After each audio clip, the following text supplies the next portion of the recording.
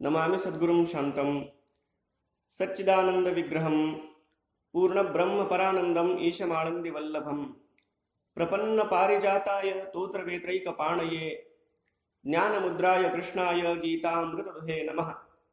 माधुर्यरसकल्लोलां शिवशक्त्यैकरूपिणीम् अमृतानुभवार्थाय वन्दे ज्ञानेशनन्दिनीं।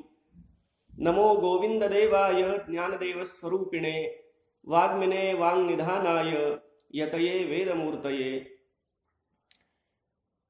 नीलाम्बुजश्यामलकोमलाङ्गं सीतासमारोपितवामभागं पाणौ महासायकचारुचापं नमामि रामं रघुवंशनाथं। सर्वांना जय श्रीराम। या प्रतिवर्षीप्रमाणे डॉक्टर यशवंत पाठक स्मृती व्याख्यानमालेमध्ये आज आपण आनंद वनभुवनी या विषयाचं चिंतन करण्यासाठी एकत्र आलोय।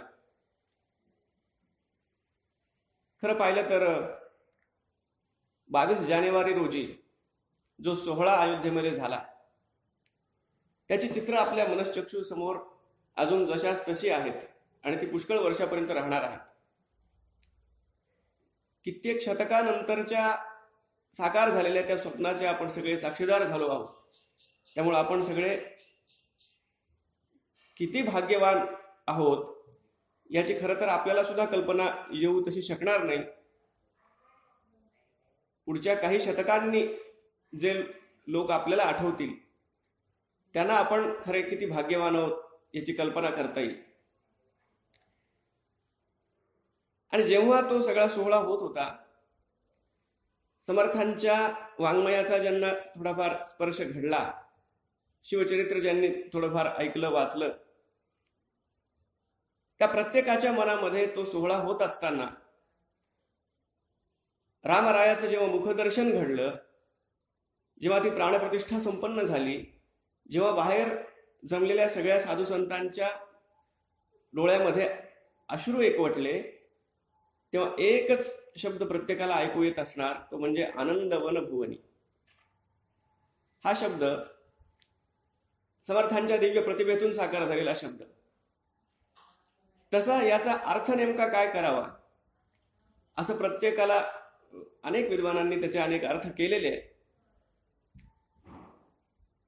पण शिवकल्याण राजा नावाचा जो अल्बम आहे त्यामध्ये निवेदन करत असताना स्वर्गीय शिवशाहीर बाबासाहेब पुरंदरे यांच्या मुखातून जे निघालं की वनी आनंद भुवनी आनंद आनंदी आनंद वनभुवनी, आणखीनही त्याचा आपल्याला अर्थ करता येईल की जसं आनंदवन आपण काशीला म्हणतो, आनंदवन भुवनी, जिथे दुःख नाही, मरणाचं सुद्धा जिथे दुःख नाही, तिथे इतर कुठलं दुःख असण्याची शक्यता नाही, तशाच प्रकारचं वातावरण सगळीकडे जेव्हा अनुभवायला मिळतं, स्वदेशो भुवनत्रयम, तेव्हा ते खऱ्या अर्थानं आनंद वनभुवनी। आता मुळात कसं आहे, काही शब्द असे असतात त्याच्या अर्थांचा किस पाडायचा सुद्धा नसतो, कारण त्यामध्ये जो भाव आहे तो फक्त अनुभवायचा असतो। समर्थांचं जे स्फुट वाङ्मय अनेक प्रकारचं आहे, मुख्य रूपानं त्यांचं दासबोध आणि मनोबोध हे अधिक सर्वांना परिचित आहेत। तसं त्यांचं पत्रवाङ्मय पण आहे, त्यांचं स्फुट वाङ्मय पण आहे। त्यांच्या स्फुट वाङ्मयामध्ये आनंद वनभुवनी नावाचं हे काव्य आहे ज्याचं आपल्याला चिंतन करायचं आहे। तसं ते 59 श्लोकांचं आहे, पुष्कळ मोठं आहे। पण सारांश रूपानं ती नेमकी काय अवस्था आहे, की काय प्रकारचं एक चित्र समर्थांनी आपल्या डोळ्यासमोर पाहिलं याचं आपल्याला चिंतन करायचंय। या काव्याची निर्मिती कशी झाली याचा समर्थांनी स्वतः उल्लेख त्या काव्याच्या सुरुवातीला केलेला आहे। जसं बुधकौशिक महाराजांनी सांगितलं की स्वप्नामध्ये मला भगवान महादेवांनी साक्षात आज्ञा केली आणि जी सूत्र दिली त्यानुसार मी प्रातःकाळी उठून ते सगळं लिहून काढलं, रामरक्षा स्तोत्र झालं। तसं समर्थांनी सुद्धा स्वप्नाचा संदर्भ देऊन या काव्याच्या सुरुवातीला सांगितलं, स्वप्नी जे देखिले रात्री ते ते तैसेच होतसे, हिंडता फिरता गेलो आनंद वनभुवनी। स्वप्नी जे देखिले, जे मी स्वप्नात पाहिलं आता स्वप्न वास्तविक आपणही पाहतो, स्वप्नात अनेक गोष्टी आपण सुद्धा पाहतो, पण आपल्या स्वप्नांच्या मध्ये आणि या महापुरुषांच्या स्वप्नांच्या मध्ये पुष्कळ अंतर आहे. ते अंतर यासाठी आहे, मला डॉक्टर APJ अब्दुल कलामांचं ते वाक्य आठवतं. ते म्हणतात, स्वप्न 3 असतात जी झोपेत पडतात, स्वप्न वास्तविक ती असतात जी आपली झोप उडवतात. आणि हे जे महापुरुष आहेत समर्थांचे सारखे, ते खरोखर झोप उडालेले महापुरुष आहेत. त्यांनी स्वतःच सांगितलेलं आहे, श्री रामचंद्रा करुणा समुद्रा ध्यातो तुझी राजस योग मुद्रा, नेत्री न ये रे तुझवीण निद्रा, कै भेटसी बा मजला सुभद्रा. साधक अवस्थेमधली समर्थांची ही मनोदशा. आणि त्यानंतर भगवान रामचंद्राचा सगुण साकार प्रत्यय आल्यानंतर त्यांची निद्रा कुठल्या प्रकारची आहे ते आपण आधी पाहूया, मग स्वप्नाच्याकडे जाता येईल. की सुषुप्ती अवस्थेसी भूमी निजावे, सुषुप्ती अवस्थेसी भूमी निजावे, उसे रामपाद स्मरोनी धरावे, दिशांचा महापट्ट तो पांघरावा, सीता कारणे साह्य वन्ही करावा. अशा प्रकारची योग निद्रा असलेल्या समर्थांना पडणारं स्वप्न आणि भोग निद्रा घेणाऱ्या आपल्याला पडणारं स्वप्न, याच्यामध्ये निश्चितपणे भूमी आणि आकाशा एवढं अंतर असणं हे स्वाभाविक आहे. पण समर्थ त्यामध्ये आणखीन एक म्हणतात की स्वप्ने जे देखील रात्री, मी हे रात्री स्वप्न आता या रात्री शब्दाचा अर्थ योग निद्रा ही ज्याची निद्रा आहे त्याच्यासाठी, जसं गीतेमध्ये सांगितलंय, या निशा सर्व भूतानाम तस्याम जागृती संयमी, यस्याम जागृती भूतानी सा निशा पश्यतो मुने. जिथं आपण जागे असतो सामान्य माणसं, त्या सगळ्या विषयांच्या बाबतीत हे महापुरुष निद्रिस्त असल्यासारखे असतात. आणि ज्या ईश्वरीय प्रांतामध्ये, ज्या आत्मबोधाच्या अवस्थेमध्ये हे महापुरुष जागे असतात, ती सगळी अवस्था आपल्याला अपरिचित आहे. आपण त्या बाबतीत निद्रिस्त असल्यासारखे आहोत. पण मला वाटतं हा रात्री शब्द जो समर्थांनी वापरलाय, स्वप्नी जे देखिले रात्री ते ते तैसेची होत असे, तो फक्त कालमानाला उद्देशून नाहीये. जेव्हा सूर्य आकाशमंडळामध्ये असतो तेव्हा दिवस, सूर्य मावळला की तिथून आपली रात्र सुरू होते. पण समर्थांना यातून सांगायचंय की 300 वर्ष या देशामध्ये सूर्य उगवलाच नव्हता. या महाराष्ट्राच्या बाबतीत बोलायचं झालं तर जेव्हापासून खिलजीची इथं स्वारी झाली आणि त्यानंतर शिवरायांच्या जन्मापर्यंत त्यांचं कार्य सुरू होईपर्यंत जी 300 वर्ष मध्ये गेली, तेवढ्या काळामध्ये इथं या महाराष्ट्राने खऱ्या अर्थाने सूर्य पाहिलेलाच नव्हता. सूर्य आपला मौन राहून उगवायचा, माध्यान्ह व्हायचं आणि तसाच गुपचूप तो मावळून जायचा. कारण खऱ्या अर्थानं जिथं मुक्ती नाही, जिथं स्वराज्य नाही, तिथं तो सूर्य काय आणि तो चंद्र काय, तिथं सर्व काळ अंधारच असणार. तू सूर्याचे तेज उदधीचे, गांभीर्य ही तुची, स्वतंत्रते भगवती, अन्यथा ग्रहण नष्टतेच. अशा प्रकारची ही अवस्था असलेल्या महाराष्ट्रात आणि संबंध भारतामध्ये समर्थ जेव्हा त्या काळामध्ये फिरत असतील, तेव्हा ती रात्र कशी आहे याचा अनुभव त्यांनी स्वतः घेतलाय. सकळ पृथ्वी आंदोळली, धर्म गेला. आता वास्तविक या महापुरुषांना दुःख कोणत्या गोष्टीचं होतं? जे या मायाच्या पलीकडे गेले, या सुखदुःखाच्या आतीत झाले. आपल्याला तर लहान सहान गोष्टींचं दुःख वाटतं, आपली गोष्ट निराळी. पण मुळात या महापुरुषांच्या दृष्टीनं, विवेकी पुरुषांच्या दृष्टीनं संपूर्ण संसारच दुःखमय. दुःखमेव सर्वम विवेकिनाम. आणि तसं समर्थांनी या आनंदवन भुवनी काव्याच्या सुरुवातीला उल्लेखलं सुद्धा आहे. जन्म दुःखे जरा दुःखे नित्य दुःखे पुनः पुनः, संसार त्यागणे जाणे आनंदवन भुवना. संसारामधलं हे सगळं दुःख पाहून जे स्वाभाविक आहे, जन्म दुःख, जरा दुःख, मृत्यूचं दुःख, या संतांना सगळा संसार दुःखमयच वाटतो. वेधले चित्त जाणावे रामवेधी निरंतरी, रागे हो वीतरागे हो आनंदवन भुवना. माझ्या रामाचा प्रांत जो आहे तो खऱ्या अर्थानं आनंदाचा. संसारामध्ये हे सगळं दुःख आहे. आता ही तर संसारिक दुःखाची अनुभूती संतांना निश्चित आहे आणि सगळ्याच संतांची ती समान अनुभूती आहे. कारण संसारामध्ये सुख नाही या बाबतीत कुठल्याही संताचं दुमत नाहीये. पण त्याहून सुद्धा एक प्रासंगिक दुःख या संतांना निश्चितपणे वेगळं जाणवतं. ते म्हणजे जेव्हा सज्जनांना पीडा होते, जेव्हा धर्म संकटात सापडतो, जेव्हा अधर्माचं प्राबल्य होतं. तुकाराम महाराजांनी सुद्धा आपल्या अभंगवाणीमध्ये ते सांगितलंय, परपीडे चित्त दुःखी होते, न देखवे डोळा ऐसा हा आकांत, परपीडे चित्त दुःखी होते. ही परपीडा, की माझ्या धर्माला आलेली ग्लानी, याचं हे दुःख, हे नाथ महाराजांच्या सुद्धा वाङ्मयामध्ये दिसतं. समकालीन सगळ्या संतांनी या सगळ्या दुःखाचं वर्णन केलं, समर्थांनी सुद्धा केलं. सगळं पृथ्वी आंदोळली धर्म गेला. समर्थ तर सगळ्या देशभरात हिंडताय. असे तो हिमाचल सगळा प्रवास समर्थांनी केलाय. आणि ते सगळं पाहत असताना त्यांच्या लक्षात आलं की ना आमची गोमाता सुरक्षित आहे, ना आमची तीर्थक्षेत्र सुरक्षित आहे, ना आमची मंदिरं सुरक्षित आहेत. अहो, माणसाची गोष्ट सोडा, जिथं मंदिरातला देव सुरक्षित नाही तिथं माणसाची बात आपण काय करणार? कुठे एखाद्या यवनी आक्रमण कधी होईल आणि कुठे त्या देवाच्या मूर्ती फोडल्या जातील हे सांगता येत नव्हतं. तेव्हा त्या मूर्ती सुद्धा लोकांना लपवून जिथं ठेवाव्या लागत होत्या. आपल्या घरामधली स्त्री लक्ष्मी ही सुद्धा लोकांना लपवून ठेवावी लागत होती, नाहीतर तिच्यावर सुद्धा यवनांची कुदृष्टी पडण्याची भीती प्रत्येकाच्या मनामध्ये होती. आणि त्यांची काय भयंकर त्या काळातलं ते वास्तव होतं, आसमानी सुलतानी या सगळ्या काव्यामध्ये समर्थांनी वर्णन करून ठेवलेलं आहे. धर्माचरण कुठल्या प्रकारे करावं हा लोकांच्या समोर प्रश्न होता खऱ्या अर्थानं. म्हणजे खरं या सगळ्या अनुकूल काळामध्ये जन्मलेलो असल्यामुळं आपल्याला त्या प्रतिकूलतेचा कुठल्याही प्रकारे आभास नाहीये, आपण ती कल्पनाही करू शकत नाही. पण समर्थांच्या सारखा महात्मा जेव्हा न सोसे दुःख ते होते, दुःख शोक परोपरी, एवढा शोक व्यक्त करतो ज्याच्या मनामध्ये अखंड रामाच्या भेटीमुळे निर्माण झालेला आनंद आहे. पण तो महात्मा सुद्धा जेव्हा एवढं दुःख करतो तेव्हा खऱ्या अर्थानं काळ किती प्रतिकूल असेल हे त्यांच्या त्या रात्री शब्दावरून आपल्याला कळतं. स्वप्नी जे देखिले रात्री, ते ते तैसेची होत असे, हिंडता फिरता गेलो आनंद वनभुवनी. पण वास्तविक गोष्ट अशी आहे, या महापुरुषांना आपल्या आजूबाजूला सगळं दुःख निश्चितपणे दिसतं. प्रासंगिक त्या काळानुसार जी काय प्रतिकूलता आहे ती सगळी दिसते.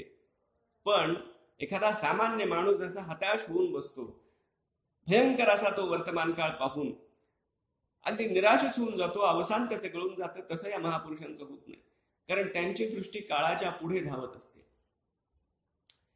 समर्थ सुद्धा कुठे कुठे उद्विग्न झाले सुद्धा असतील, त्यांच्या त्या वाङ्मयात आपल्याला दिसतंय.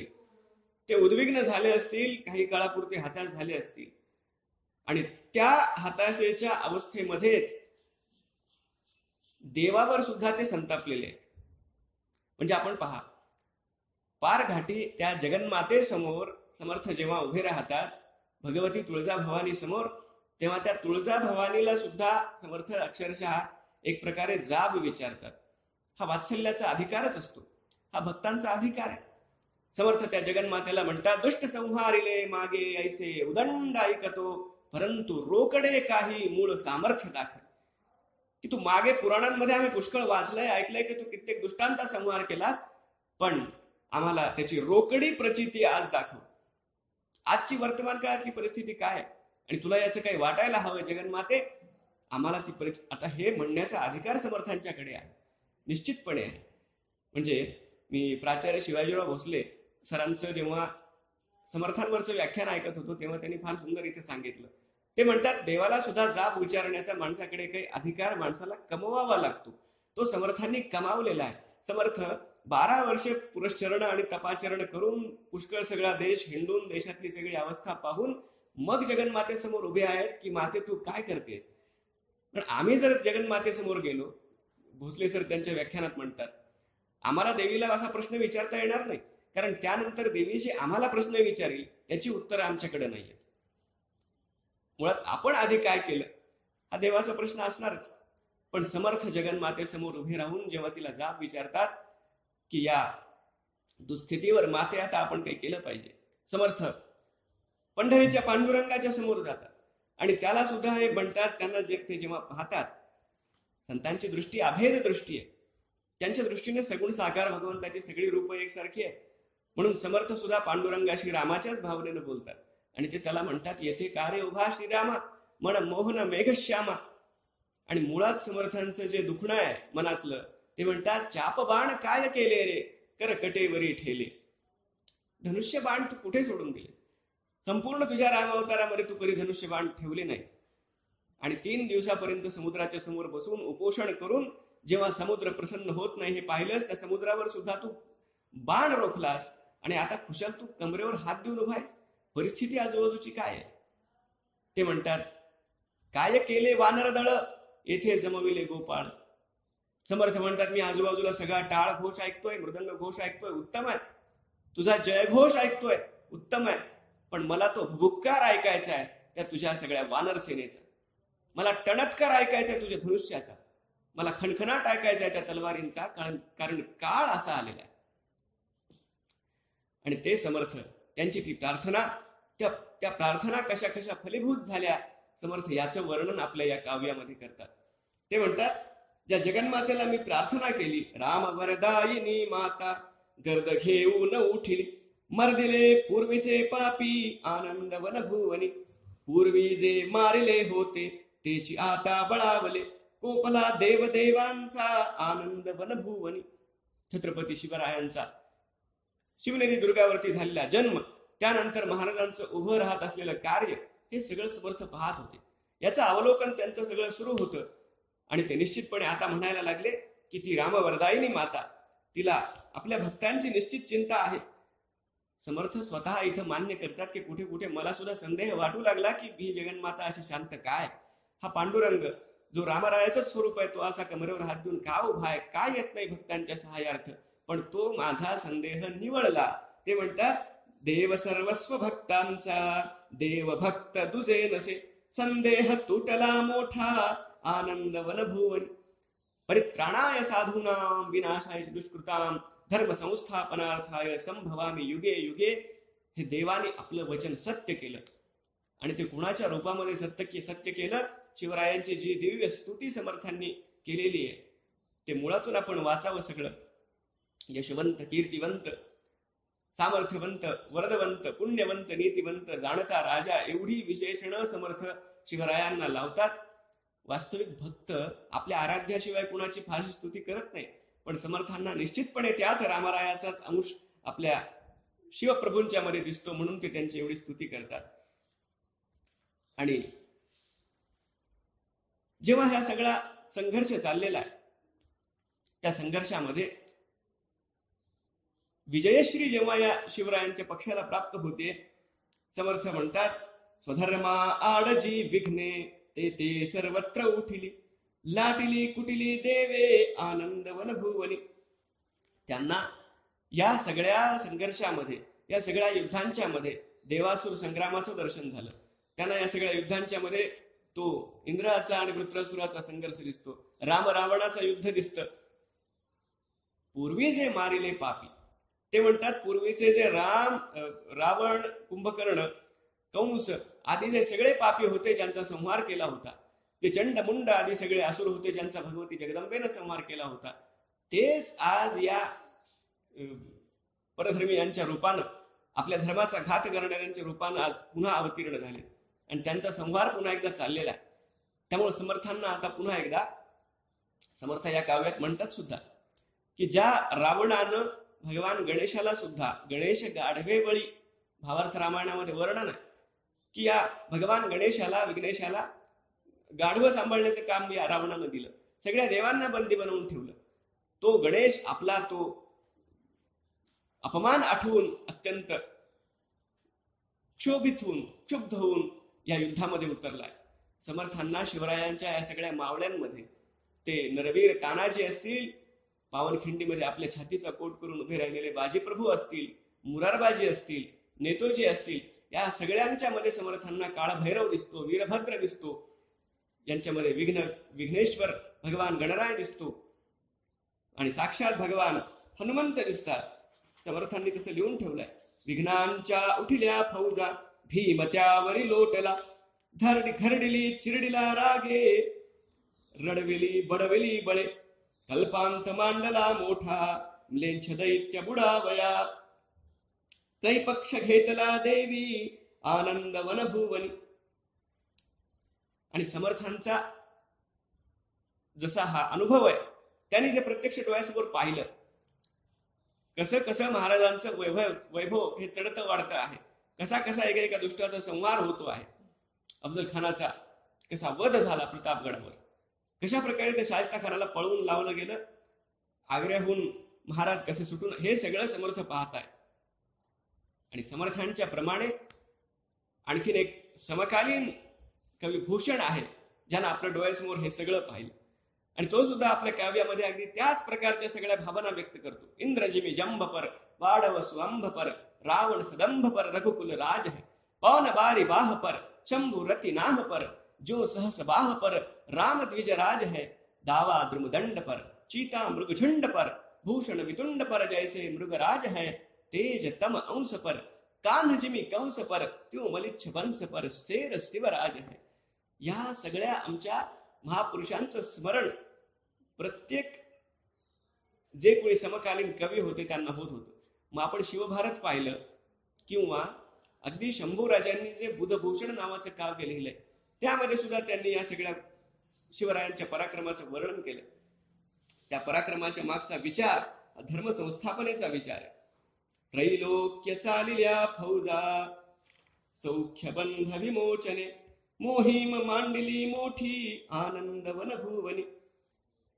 त्रैलोक्य चालिल्या फौजा.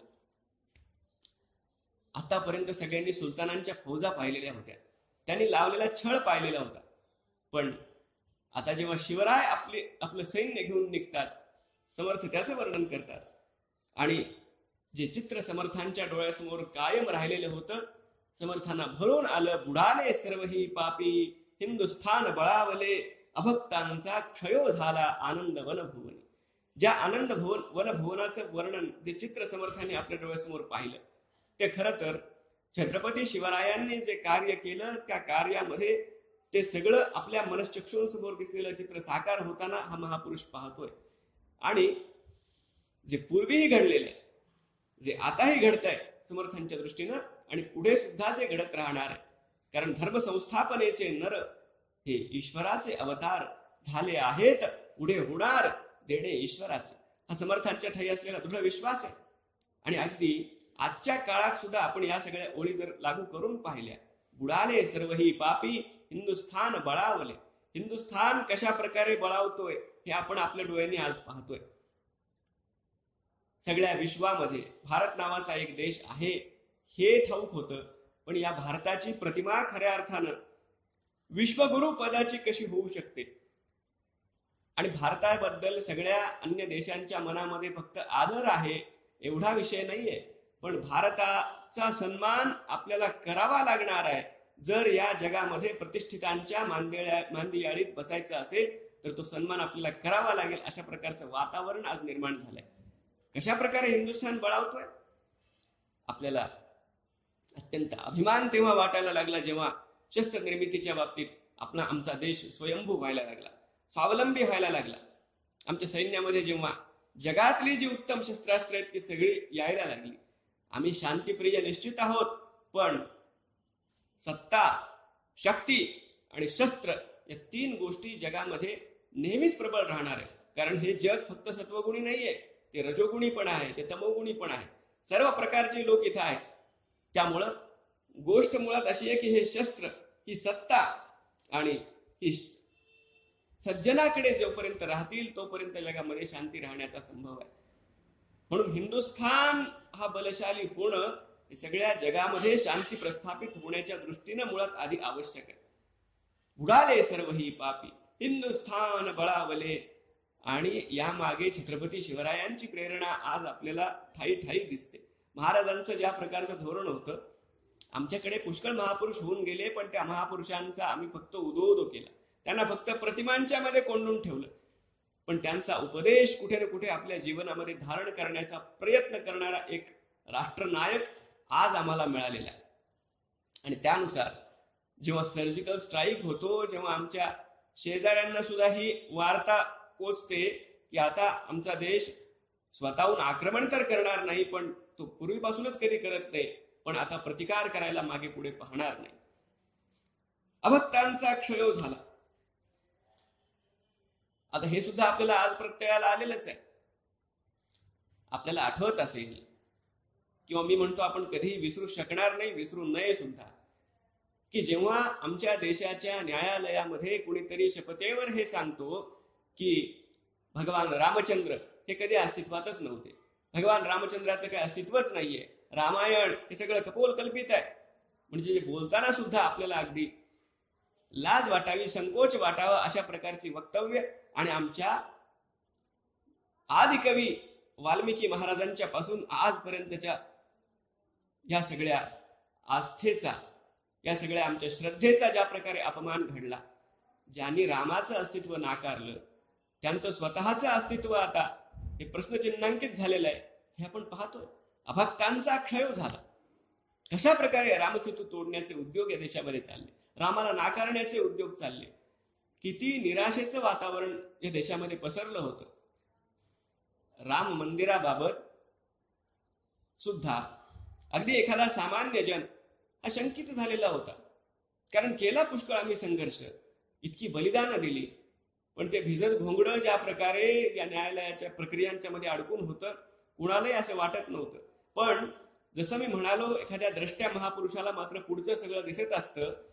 माझे गुरुदेव पूज्य स्वामी गोविंददेव गिरीजी महाराज मात्र त्यांच्या प्रत्येक भागवत कथेमध्ये जेव्हा प्रल्हादाचा प्रसंग ते वर्णन करून सांगायचे, आणि हिरण्यकशिपूने अनेक प्रकारे प्रयत्न केले तरी प्रल्हाद कसा त्यामुळे आहत होत नाही, ते म्हणायचे की राम मंदिर हे सुद्धा अशा प्रकारचं सत्य आहे, कुणी कितीही येवो, कुठल्याही प्रकारचे प्रयत्न करो, राम मंदिर भव्य स्वरूपामध्ये अयोध्येमध्ये उभं राहणार आहे. आणि एवढ्या आत्मविश्वासानं ते जे बोलायचे, आणि समर्थांनी आनंदवन भुवनी काव्यामध्ये जे आत्मविश्वासानं या धर्म संस्थापनेचं हे भाकीत केलेलं आहे, ते निश्चितपणे सामान्य माणसाला तेव्हा कळत नाही, पण जे साकार होतं तेव्हा या सगळ्या गोष्टी कळायला लागतात. उडाले सर्व ही पापी, हिंदुस्थान बळावले, अभक्तांचा क्षयो झाला, आनंद वनभुवनी. सगळे पापी बुडाले हे सांगून सुद्धा समर्थ त्यानंतर पुन्हा वेगळं हे सांगतात, बुडाला औरंग्या पापी, म्लेच्छ संहार जाहला, मोडली मांडली छत्रे, आनंद वनभुवनी. आता सगळे पापी समाप्त झाले हे सांगितल्यानंतर पुन्हा स्वतंत्रपणे या औरंगजेबाचा उल्लेख समर्थांना का करावासा वाटावा, याचं पण आपल्याला जरा चिंतन केलं पाहिजे. कारण आज ज्यांचं उदात्तीकरण व्हायला हवं खऱ्या अर्थानं ते सगळे बाजूला पडतात, आणि जे नकोसे लोक आहेत, जे खऱ्या अर्थानं आमच्या इतिहासातले खलनायक म्हणून जन्माला आले, त्यांचं उदात्तीकरण करण्याची एक परंपरा, दुष्ट परंपरा या देशामध्ये सुरू झाली. आणि त्याला पुष्कळसे साहित्यिक, पुष्कळसे हे मनोरंजन क्षेत्रातले लोक हे निश्चितपणे जबाबदार आहेत. औरंगजेबाचं सुद्धा त्याच प्रकारे उदात्तीकरण झालं. आपण विचार करा, कुणाबद्दल कधी आपसूकपणे अपशब्द ज्यांच्या मुखाला येणार नाही, इतकं विशुद्ध अंतःकरण असणारे, संत हृदय असणारे समर्थ रामदास स्वामी महाराज, पण त्यांना सुद्धा या औरंगजेबाचा उल्लेख फक्त एकेरी नाही, त्याचं पूर्ण नाव सुद्धा घ्यावंसं वाटत नाही. ते म्हणतात बुडाला औरंग्या पापी, शिवाय पुन्हा त्याला पापी हे वेगळं विशेषण लावतात. आधी सगळ्या पाप्यांचा क्षय झाला हे सांगूनही पुन्हा विशेष रूपानं या पाप्याचा क्षय झाला, याचा समर्थांना विशेष आनंद आहे. आता समर्थ तसे अंतर्ज्ञानी आहेत, ही गोष्ट खरी आहे. कुणाच्या मनामध्ये काय हेतू आहेत समर्थांना व्यवस्थित ठाऊक आहे. पण समर्थ हे स्वतः संपूर्ण भारतभरामध्ये फिरलेले आहेत. समर्थ स्वतः उत्तर भारतात सुद्धा फिरलेले आहेत. समर्थांनी ठिकठिकाणी या धर्माची कशी अवहेलना चालू आहे, आणि राजा कालस्य कारणम या सूत्राप्रमाणे जो त्या दिल्लीच्या तख्तावर बसलेला आहे तो औरंगजेब कशा कशा प्रकारच्या योजना आखतोय आणि काय काय हिंदूंचं किती प्रमाणात अहित करतोय हे समर्थ स्वतः आपल्या डोळ्यांनी पाहतायत. म्हणून आज सुद्धा आपल्याला खरं ही गोष्ट खऱ्या इतिहासाच्या रूपामध्ये या पुढच्या पिढीला सांगितली पाहिजे की जे काही सोसलंय आणि जे काही सोसायला लावलंय आपल्या सगळ्या हिंदूंना ते किती भयंकर आहे हे निदान ठाऊक तरी असलं पाहिजे. ज्याला आपल्या इतिहासाचं विस्मरण होतं तो आपलं भवितव्य उज्ज्वल घडवू शकत नाही. आपल्याला हे स्मरण असलं पाहिजे की कशा प्रकारे या सगळ्या आमच्या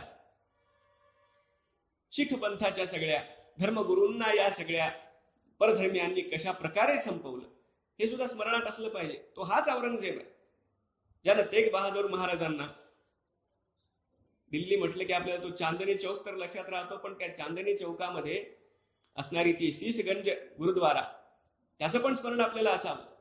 शीशगंज हे त्याचं नाव यासाठीच आहे की तिथं तेग बहादूर महाराजांचा या औरंगजेबाच्याच आदेशावरून निर्घृणपणे शिरच्छेद करण्यात आला होता. आणि त्यांचे जे 3 शिष्य आहेत, भाई मतीदास, भाई सतीदास आणि भाई दयालजी, या तिघांना सुद्धा अत्यंत दुष्ट पद्धतीने संपवलं गेलेलं आहे. कसं गुरु अर्जुन सिंग महाराजांना त्या जहांगीरानं संपवलं, कसं गुरु गोविंद सिंग महाराजांच्या त्या साहिबजाद्यांना अत्यंत दुष्टपणे निर्घृणपणे त्या कोवळ्या वयाच्या बालकांना संपवलं गेलं, हे सगळं आपल्या मस्तकामध्ये निरंतर ठेवणं आवश्यक आहे. अकबर बिरबलाच्या गोष्टी तर आपण आपल्या मुलांना सांगत असू, त्या ठीक आहेत, पण हल्दी घाटीचं युद्ध सुद्धा कसं झालं होतं आणि या अकबराला कसं जेरेला आणलं होतं आमच्या राणा प्रतापाने, हा स्वाभिमान सुद्धा त्यांच्यामध्ये भरणं आवश्यक आहे. त्यामुळे औरंगजेबाचा स्वतंत्रपणे समर्थांनी उल्लेख केला. आणि बुडाला औरंग्या पापी हे सांगितलं.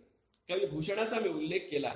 हा कवी भूषण तर स्वतः उत्तर प्रांतातला आहे, मुळात तो उत्तरेतला आहे. आणि शिवरायांचा सगळा गुणोत्कर्ष ऐकून तो इथे महाराष्ट्रामध्ये आला, त्याने सगळं पाहिलं आणि ते लिहून ठेवलं. तो कविराज सुद्धा उत्तरेत बसलेल्या त्या औरंगजेबाला शिवछत्रपतींचा हा पराक्रम पाहून तो इतका उत्तेजित होतो की त्या औरंगजेबाला सुद्धा आव्हान देऊन टाकतो. लाज धराव शिवजी से लराव सब सय्यद शेख पठान पठाय, भूषण ह्या गडकोट नहारे उहा तुगो क्यों मठ तोरे रिसाय के, हिंदू न के पति सोन विसात सतावन, हिंदू गरीब न पाय के, लीजे कलंकन दिल्ली के बालम आलम आलम गिर कहाय. तो म्हणतो अरे तुला लाज वाटू दे. या शब्दात कवी भूषण त्या औरंगजेबाशी बोलतो. हे कुणाच्या बळावर? हे छत्रपती शिवाजी महाराजांच्या गुणोत्कर्षाच्या बळावर. आणि स्वतः महाराज सुद्धा अरे या पापी औरंगजेबानं कशा प्रकारे काशीचं आमचं विश्वेश्वराचं मंदिर उद्ध्वस्त केलं, याचं सुद्धा स्मरण आम्हाला राहिलं पाहिजे. आता पुन्हा एकदा तिथं पूजन भगवान महादेवाचं सुरू झालेलं आहे, ही आपल्या सगळ्यांच्यासाठी आनंदाची गोष्ट आहे. पण महाराजांचं हे स्वप्न होतं. महाराजांनी त्याला पत्र लिहिलेलं सुद्धा आहे. काशीचा विश्वेश्वर जेव्हा या औरंगजेबानी ते मंदिर उद्ध्वस्त केलं, तेव्हा महाराजांचं पत्र आहे. आणि सर्वात महत्वाची गोष्ट, महाराजांचे जे शेवटचे शब्द आहेत, काशीचा विश्वेश्वर मुक्त करा, सगळी तीर्थक्षेत्र मुक्त करा, चुकूर होऊ नका, हे महाराजांचे शब्द आहेत. आज 350 वर्षानंतर महाराजांच्या राज्याभिषेकाला आता 350 वर्ष होत आहेत. 350 वर्षांनंतर महाराजांचे ते शेवटचे शब्द कानावर ऐकून फक्त नाही, अगदी मनावर घेणारा आज राष्ट्रनायक आपल्याला भेटलेला आहे. त्याच्या पाठीमागे आपण सगळी शक्ती उभी करणं आता आवश्यक आहे. पण ते स्वप्न आपण साकार करतोय. बुडाला औरंग्या पापी लेंछ संहार झाला, मोडली मांडली छत्रे आनंद वनभुवन.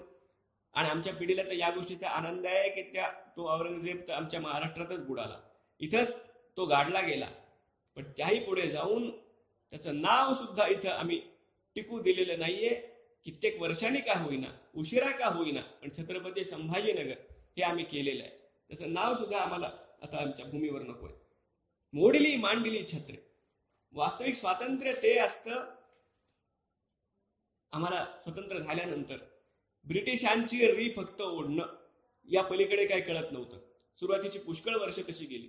खऱ्या अर्थानं स्वातंत्र्य, खऱ्या अर्थानं स्वराज्य कशाला म्हणायचं, जेव्हा आम्ही आमच्या तंत्रानं चालू. मोडली मांडली छत्रे. आमच्या या राष्ट्राची जी काही प्रतीक, जी काही आमच्या संस्कृतीची प्रतीक चिन्ह या परकीयांनी उद्ध्वस्त केली होती, ती पुन्हा मांडणं, त्यांची पुन्हा संस्थापना करणं, हा खऱ्या अर्थाने या स्वराज्याचा अर्थ आहे. जी आमची भाषा आहे, ज्या भाषा आमच्यावर लादल्या गेल्या, नाईलाज असतो आम्हाला ते बोलाव्या लागल्या, त्यांचा अभ्यास करावा लागला. पण स्वातंत्र्य मिळाल्यानंतर हे आवश्यक होतं आमच्या देशामध्ये की संस्कृतला पुन्हा एकदा ती प्रतिष्ठा मिळवून देण्यासाठी राजकीय पातळीवरून तशा प्रकारचे प्रयत्न होणं, जे महाराजांनी केलं. महाराजांनी जेव्हा राज्याभिषेक झाला, तेव्हा महाराजांनी पहिलं काम केलं की राजभाषा राजव्यवहार कोशाच्या निर्मितीला त्यांनी आरंभ केला. की हे सगळे जे परभाषेतले शब्द आमच्या भाषेमध्ये शिरलेले आहेत, ते सगळे एक एक शब्द हाताला धरून त्यांना बाहेर काढणं आणि तिथं प्रतिसंस्कृत शब्दांची योजना करणं. सगळे जे व्यवहार चालतील ते संस्कृतात चालतील, हा महाराजांचा स्वतःचा आग्रह आहे. आणि त्यांच्या राजमुद्रेवर सुद्धा ज्या प्रकारे लिहिलेलं आहे, आपण ते ऐकलेलं असतं, आपल्याला ठाऊक असतं. प्रतिपच्चंद्रलेखेव वर्धिष्कर विश्ववंदिता शाहसूनो शिवस्यैषा मुद्रा भद्राय राजते. आणि त्याच प्रकारची राजमुद्रा ही शंभूराजांची सुद्धा आहे. बंडपा. आणि हे सगळं झाल्यानंतर, हा सगळा म्लेच्छ संहार झाल्यानंतर आता त्या स्वराज्याचं जे वर्णन, त्या रामराज्याचं जे वर्णन समर्थांनी केलं ते पण फार सुंदर आहे. स्वर्गीची लोटली जेथे रामगंगा महानदी, तीर्थासी तुलना नाही आनंद वनभुवनी, उदंड जाहले पाणी स्नान संध्या करावया, जप तप अनुष्ठाने आनंद वनभुवनी, नाना तपे पुरश्चरणे नाना धर्म परोपरी, गाजली भक्ती हे मोठी आनंद वनभुवनी. वास्तविक स्वातंत्र्य ते स्वातंत्र्य असू शकत नाही जिथं आमच्या या परंपरागत धर्माचं अनुष्ठान आम्हाला करता येऊ शकत नाही, जिथं आम्ही कुणावर कधी आक्रमण केलेलं नाही. हा तसा उदात्त धर्म, हा उदार धर्म आहे. पण या आता हे बोलायला पाहिजे खरं तर, या सेक्युलरच्या नावाखाली ज्या प्रकारे आमच्या धर्माची आम्ही उपेक्षा केली आणि इथं परंपरागत चालत असलेल्या संस्कृतीला डावलून अन्य मानसिक जे दास्याचं प्रतीक आहे अशा प्रकारची संस्कृती इथं लादण्याचा जो प्रयत्न झाला आणि त्यामुळे जे बुद्धिभेद आमचे करून दिले गेले, प्रज्ञाचक्षू गुलाबराव महाराजांनी आवर्जून ही गोष्ट सांगितली की आमच्या पिढीला जो इतिहास शिकवला गेला पाहिजे तो स्वोत्कर्ष बोधक इतिहास शिकवला पाहिजे. कशा प्रकारे आमच्या पूर्वजांनी विजय संपादन केले, आम्ही कसे पराजित झालो, आम्ही कसे दास्यामध्ये ढकलल्या गेलो, हेच पुढच्या पिढीला सांगत गेलं तर ते दासीच त्यांच्या मनात राहणार. आणि इंग्रजांनी हेच केलं. शिक्षण पद्धती बदलून त्यांनी अगदी ठरवून आमच्या ज्या आज आपल्याला दिसतं की शालिवाहन, चंद्रगुप्त ही सगळी नावं सुद्धा आमच्या पिढीला ठाऊक नाही.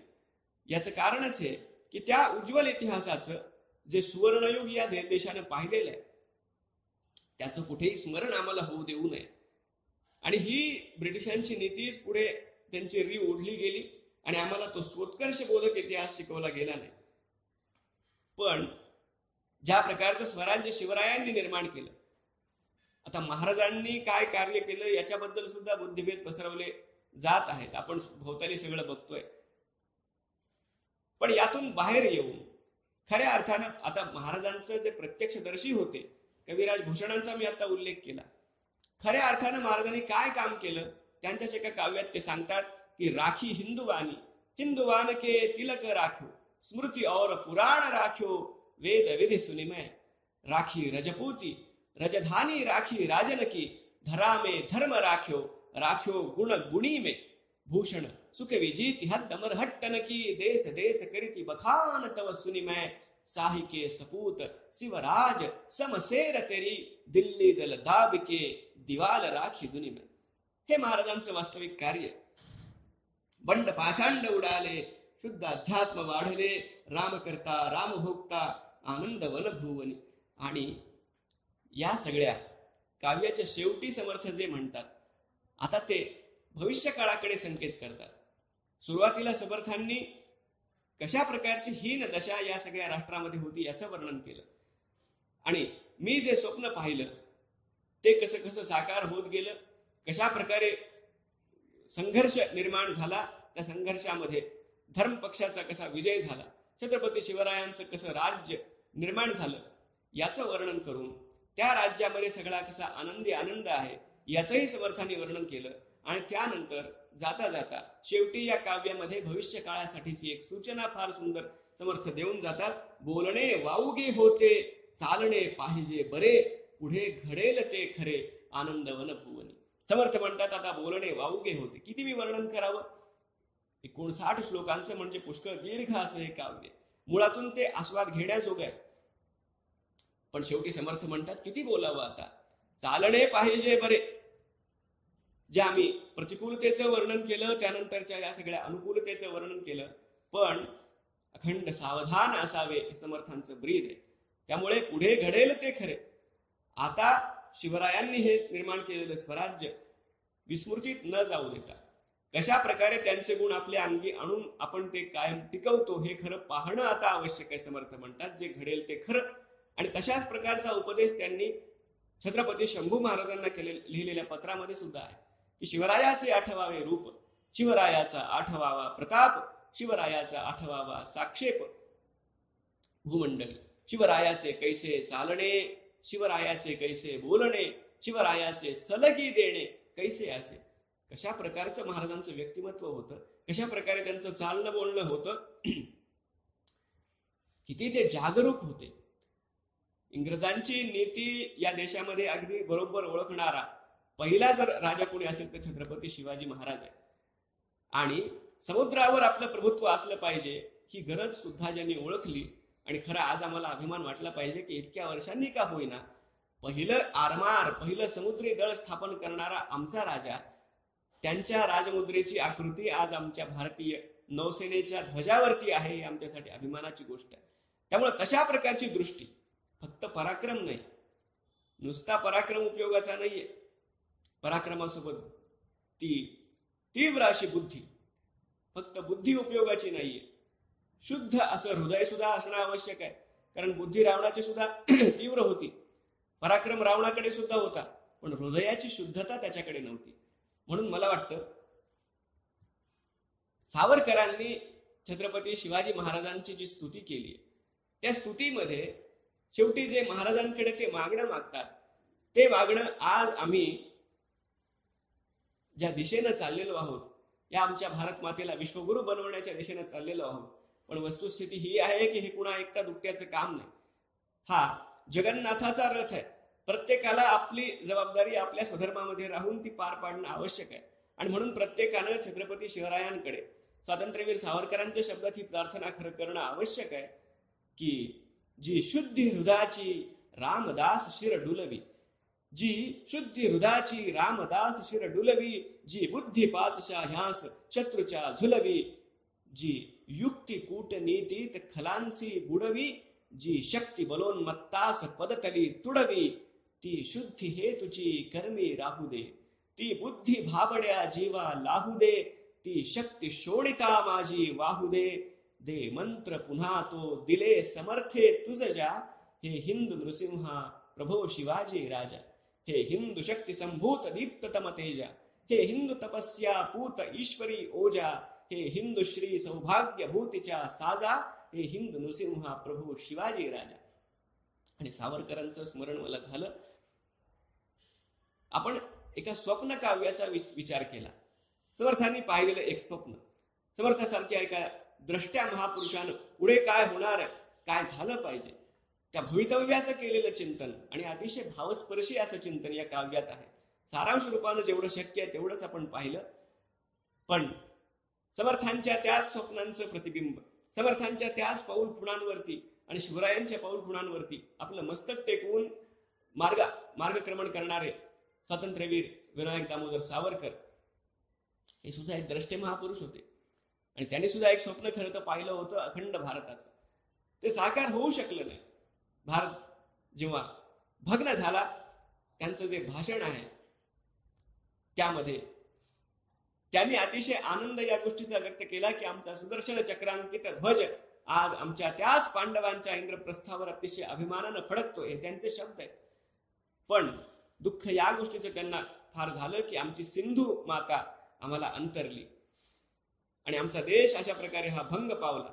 एक एक अंग आमच्या देशाचं हे विलग होत गेलं. पूज्य स्वामी गोविंददेव गिरीजी महाराज माझे गुरुदेव, आता परवाच त्यांचं एक भाषण झालं आणि त्या भाषणामध्ये त्यांनी एक घोषणा दिली. ती घोषणा अशी होती की अयोध्या तो झाकी है, आणि त्यावर सगळ्या लोकांनी उत्तर दिलं काशी मथुरा बाकी है. पण खऱ्या अर्थानं आता काशीचं तर स्वप्न साकार झाल्याच जमाय, मथुरा सुद्धा होणार आहे, पण अयोध्या तो झाकी है. पूज्य गुरुदेव पुढे म्हणाले पियोके अभी बाकी है. आमच्या देशाची जी अंग अशा प्रकारे तोडली गेली ती पुन्हा एकदा प्राप्त करणं, त्यावर विजय प्राप्त करणं हे आमचं कर्तव्य आहे. आणि आता सावरकरांच्या सारख्या महापुरुषाचं दृष्टेपण कसं असतं, समर्थांची ती दृष्टी आणि त्याच दृष्टीचं प्रतिबिंब आम्हाला स्वातंत्र्यवीर सावरकरांच्या सुद्धा काव्यामध्ये कसं पडलेलं दिसतं. ती एक जी कविता आहे सावरकरांची ती सादर करतो आणि मग आपण समारोपाकडे जाऊया. सावरकर म्हणतात, आता वास्तविक त्यांच्या काळातली परिस्थिती कशी होती पहा, त्यांची किती उपेक्षा झाली होती पहा, पण तरीही हा महापुरुष अत्यंत आशावादी आणि भवितव्य त्यांना दिसतं, त्यांच्या डोळ्यासमोर एक चित्र त्यांना दिसतं जसं हे आनंदवन भुवनाचं चित्र समर्थांना दिसतं, तसं सावरकर म्हणतात की पुन्हा 7 शतकांनी पायी मिरवित सोन्याचा तोडा, पी सिंधूचे पाणी पुनरपि हिंदू सैनिकाचा घोडा. हे तीर्थांनो, हे क्षेत्रांनो, अखिल भारत भूमीतल्या हरिद्वार कैलास काशिके पुरी द्वारिके या साऱ्या सागर संगत भागीरथी ये कावेरीच्या पूतजला. सागर संगत भागीरथी ये कावेरीच्या पूतजला. त्रिवेणी यमुने शतद्रु गोदे कृष्णे या तुम्ही सकला. ऐका ऐका रोमहर्षणा वार्ता विजयाच्या आल्या. ऐका ऐका रोमहर्षणा वार्ता विजयाच्या आल्या. उभ्या 7 शतकांचा उगवित सूड जिंकले जेत्याला. हिंदू वीरांच्या की श्रीशे असे यशस्वी हट केला. हिंदू वीरांच्या की श्रीशे असे यशस्वी हट केला. आज हिंदवी जरी पटका की पुन्हा पोचला अटकेला. आज हिंदवी जरी पटका की पुन्हा पोचला अटकेला. हे स्वप्न, हे समर्थांचं स्वप्न, हे शिवरायांचं स्वप्न, हे आमच्या प्रत्येक क्रांतिकारकानं आमच्या देशाच्या उज्ज्वल भवितव्याचं पाहिलेलं स्वप्न ही आमच्यासाठीची शिदोरी आहे. आणि ती शिदोरी घेऊन जे आपण वास्तविक आज अनुकूल काळामध्ये जन्माला आलेलो आहोत. माणसाचं होतं असं की जेव्हा काळ प्रतिकूल असतो तेव्हा त्याला देवाची आठवण क्षणाक्षणाला होते, पण काळ जेव्हा अनुकूल होतो तेव्हा तो अगदी भोगवादी बनतो किंवा त्याला आपल्या उपासनेचा, आपल्या कर्तव्याचा विसर पडतो. हे रामायणात सुद्धा आपल्याला दिसतं. सुग्रीवाला सुद्धा रामकार्याचा कसा विसर पडला, आणि हे समर्थांनाही ठाऊक आहे. म्हणून आनंदवन भुवनाचं स्वप्न साकार झाल्यानंतर सुद्धा समर्थ म्हणतात, जप तप अनुष्ठाने आनंदवन भुवने. उपासनेचा मोठा आश्रयो, उपासने वीण निराश्रय. म्हणून सामर्थ्याची उपासना आणि उपासनेचं सामर्थ्य या दोन्हींची जोपासना करणं, त्यासोबत सज्जनांचं संघटन. दुर्जनांचं फावतं मुळात यामुळं की सज्जन संघटित नाहीये. म्हणून संघटित अशा सज्जन शक्तीचा आविष्कार आमच्या देशामध्ये जर करायचा असेल तर त्यासाठीची जबाबदारी ही प्रत्येकावर आहे. ते प्रत्येकाचं कर्तव्य. आणि हे सगळं स्वप्न साकार करण्यासाठी आम्हाला बळ द्यायला प्रभू रामराय त्यांच्या अयोध्येमध्ये प्रगटलेले आहेतच, ते साकार झालेले आहेतच. रामलला तर आलेले आहे. आता रामराज्याच्या दिशेनं जाणं हे आमचं कर्तव्य आहे. रामरायाचा तो आशीर्वाद घेऊन प्रत्येकाच्या बाहूमध्ये त्या हनुमंताचा प्रादुर्भाव व्हावा ही या निमित्तानं प्रार्थना करतो. आणि आज या निमित्तानं थोडं काही मनोगत या आनंदवन भुवनी काव्य तसं पुष्कळ मोठं आहे, त्याचा भाव सुद्धा फार अगदी न झेपण्यासारखा आहे. तर समर्थांच्या डोळ्यांनी पाहिलेलं ते स्वप्न आहे, आपल्याला ते पाहणं तसं अवघड आहे. त्यामुळं आपल्या उंजळीत जेवढं बसेल तेवढं त्याचं आचमन करण्याचा आज आपण प्रयत्न केला. ही घडलेली सेवा समर्थांच्या चरणी अर्पण करतो आणि माझ्या वाणीला विराम देतो. जय जय रघुवीर समर्थ.